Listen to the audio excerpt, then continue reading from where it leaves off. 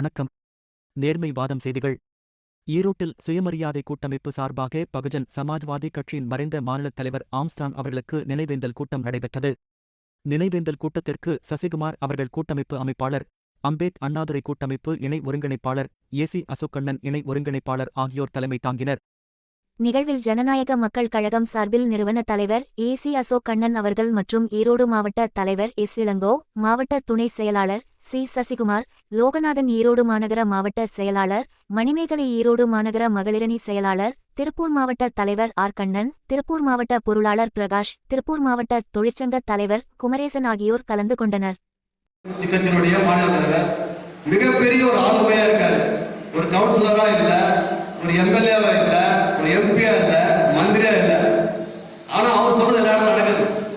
கோர்ட்ல இருந்தாலும் சரி, தலைமை செயலர் எல்லா இடங்களும். ஆனா இவர் அதோட வளர்ச்சி அந்த தொகுதியில திமுகவுக்கும் பிடிக்கல, அதிமுகவும் பிடிக்கல, மற்ற பிஜேபிக்கும் பிடிக்கல, யாருக்குமே பிடிக்கல இவருடைய வளர்ச்சி.